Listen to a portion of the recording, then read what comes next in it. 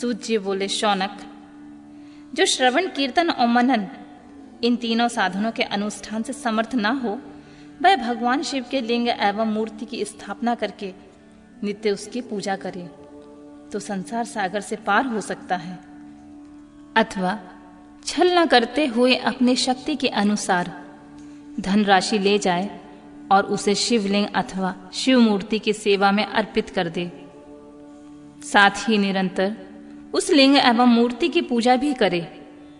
उसके लिए भक्ति भाव से मंडप, गोपुर, तीर्थ, मठ एवं क्षेत्र की स्थापना करे तथा उत्सव रचाए।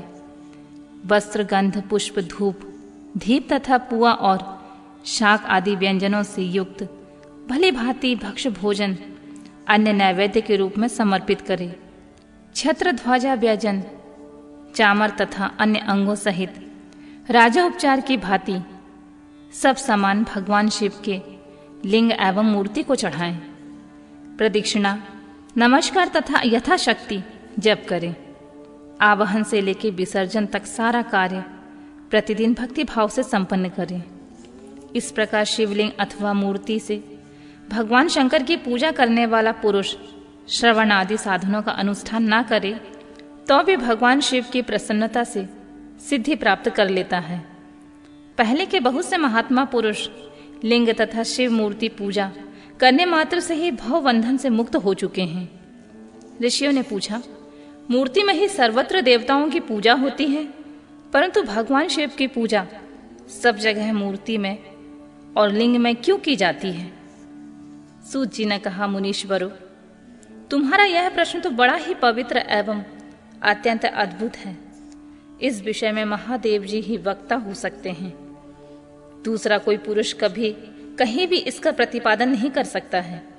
इस प्रश्न का समाधान के लिए भगवान शिव ने जो कुछ कहा है उसे मैंने गुरु के मुख से जिस प्रकार सुना है उसी तरह क्रमशः वर्णन करूंगा। एकमात्र भगवान शिव ही ब्रह्म रूप होने के कारण निराकार कहे गए हैं। रूपवान होने के कारण उन्हें सकल भी कहा गया है, इसलिए वे सकल और निराकार दोनों हैं। शिव के निराकार होने के कारण ही उनकी पूजा का आधारभूत लिंग भी निराकार ही प्राप्त हुआ है, अर्थात शिवलिंग शिव के निराकार स्वरूप का प्रतीक है। इसी तरह शिव के सकल या साकार होने के कारण उनकी पूजा का आधारभूत विग्रह साकार प्राप्त होता है, अर्थात शिव का साकार विग्रह उनके साकार स्वरूप का प्रतीक होता है। सकल और अकल समस्त अंग आकार सहित साकार और अंग आकार में सर्वथा रहित निराकार रूप होने से वे ब्रह्म शब्द से कहे जाने वाले परमात्मा हैं। यही कारण है कि सब लोग लिंग और मूर्ति दोनों में ही सदा भगवान शिव की पूजा करते हैं। शिव से भिन्न जो दूसरे देवता हैं वे साक्षात ब्रह्मा नहीं हैं, इसलिए कहीं भी उनके लिए निराकार लिंग नहीं उपलब्ध होता है। पूर्व काल में बुद्धिमान ब्रह्मपुत्र सनत कुमार मुनि ने मदरांचल नंदिकेश्वर से इसी तरह का प्रश्न किया था। भगवान शिव से भिन्न जो देवता हैं उन सब की पूजा के लिए सर्वत्र प्रायः वेर मात्र से ही संख्या में देखा और सुना जाता है। केवल भगवान शिव की पूजा में लिंग और वेर दोनों को उपयोग देखने में आता है। अतः कल्याणमय नंदिकेश्वर, इस विषय में जो तत्व की बात हो उसे मुझे इस प्रकार बताइए जिससे अच्छी तरह मुझे समझ में आ जाए। निष्पाप ब्रह्म कुमार, आपके इस प्रश्न का उत्तर हम लोग के द्वारा कोई उत्तर नहीं दिया जा सकता, क्योंकि यह गोपनीय विषय है। लिंग साक्षात ब्रह्मा का प्रतीक है तथा आप शिव भक्त हैं, इसलिए इस विषय में भगवान शिव ने कुछ बताया है उसे ही आपके समक्ष कहता हूं। भगवान शिव ब्रह्म स्वरूप एवं निष्कल हैं, इसलिए उन्हीं की पूजा में निराकार लिंग का उपयोग होता है। संपूर्ण वेदों का भी यही मत है। सनत कुमार बोले, महाभाग योगींद्र, आपने भगवान शिव तथा दूसरे देवताओं के पूजन में लिंग और वैर के प्रचार का जो रहस्य विभाग पूर्वक बताया है वह यथार्थ है।